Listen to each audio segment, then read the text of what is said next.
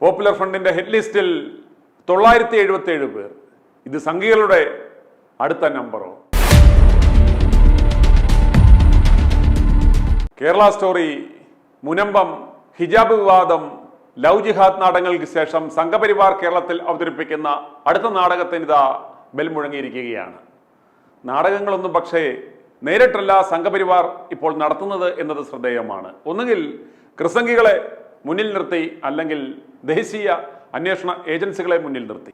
വന്ന് ദേശീയ ഏജൻസികൾ പറയുന്ന കാര്യങ്ങൾക്ക് യാതൊരു വിശ്വാസ്യതയും ഇവിടെ ഇല്ലെന്നായി. ED ഉദ്യോഗസ്ഥരെ കോഴക്കേസിൽ അറസ്റ്റ് ചെയ്യുന്ന സാഹചര്യം കൂടി വന്നപ്പോൾ ഉള്ള വിലയും കൂടി പോയി കിട്ടി.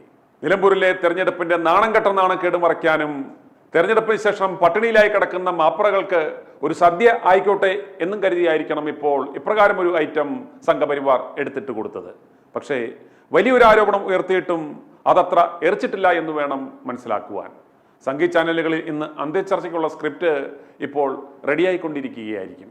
ഇന്ന് കത്തിച്ചുവിട്ട ആ വാർത്ത ഇതാണ്. പോപ്പുലർ ഫ്രണ്ടിന്റെ ഹെഡ് ലിസ്റ്റിൽ 977 പേർ.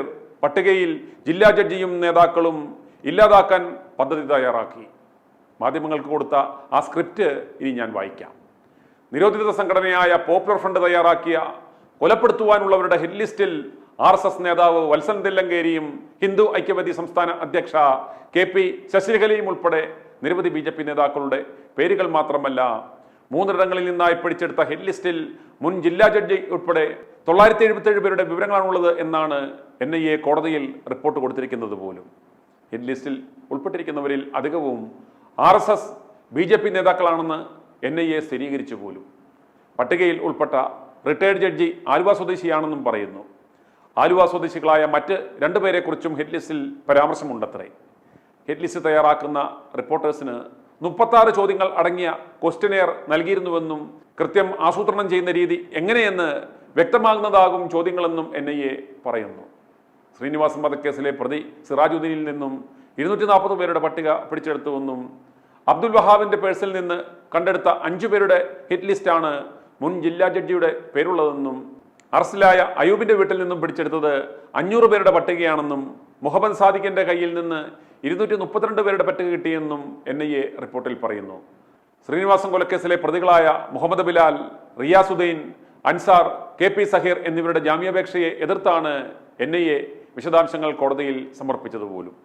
ആലുവയിലെ പെരിയാർ വാലി ക്യാമ്പസ് PFIയുടെ ആയുധ പരിശീലന കേന്ദ്രമായിരുന്നുവെന്നും അത് നിയമവിരുദ്ധ പ്രവർത്തനങ്ങൾ തടയൽ നിയമപ്രകാരം തീവ്രവാദ സ്വത്തായി പ്രഖ്യാപിച്ച് കണ്ടുകെട്ടിയതാണെന്നും NIA കോടതിയിൽ പറഞ്ഞു. ഹർജിക്കാർക്കെതിരായ ആരോപണം പ്രഥമദൃഷ്ട്യാ ശരിയാണെന്ന് വിശ്വസിക്കുവാൻ ന്യായമായ കാരണങ്ങളുണ്ടെന്ന് ജാമ്യം നിഷേധിച്ചുകൊണ്ട് NIA പ്രത്യേക കോടതി ജഡ്ജി PK മോഹൻദാസ് പറഞ്ഞു. വന്ന് NIA ED എന്നൊക്കെ കേൾക്കുമ്പോൾ ജനങ്ങളുടെ മനസ്സിൽ ഒരു ദേശീയ ഏജൻസി എന്നതിലുപരി സംഘപരിവാറിന്റെ മറ്റൊരു പോഷക സംഘടന എന്നൊരു ഫീലാണ് ഇപ്പോൾ ഉണ്ടാകുന്നത്. ദേശീയ ഏജൻസികളും EDയും കേരളത്തിൽ അന്വേഷിച്ച കേസുകളുടെ അവസ്ഥ ഒടുക്കം എന്തായി? നയതന്ത്ര ചാനൽ വഴി നടത്തിയ സഹസ്ര കോടികളുടെ സ്വർണ്ണക്കടത്തൊടുവിൽ എന്തായി? മുഖ്യമന്ത്രിയുടെ മകളുടെ ഷെൽ കമ്പനി വഴി നടത്തിയ കോടിയിടപാടുകൾ അന്വേഷിക്കുന്ന SFIO കേസ് ഇപ്പോൾ എന്തായി?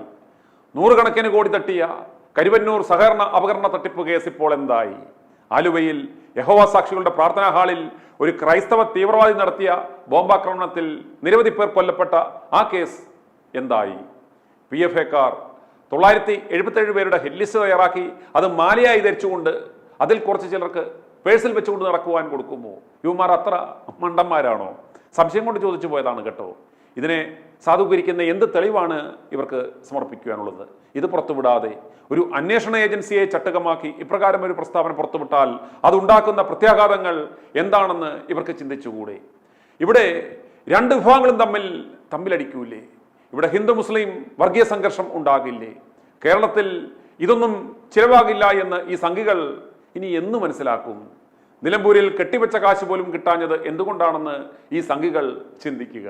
അത് ഇത്തരത്തിലുള്ള നാറിയ പണികളുമായി വരുന്നത് കൊണ്ട് മാത്രമാണ്. അതുകൊണ്ട് സംഘികളെ ഈ ദാൽ കേരളത്തിലെ കലത്തിൽ നഹി വേഗുങ്ക. i2i News, an eye for truth. i2i News subscribe ചെയ്തിട്ടില്ലാത്തവർ ഇപ്പോൾ തന്നെ സബ്സ്ക്രൈബ് ചെയ്യുക.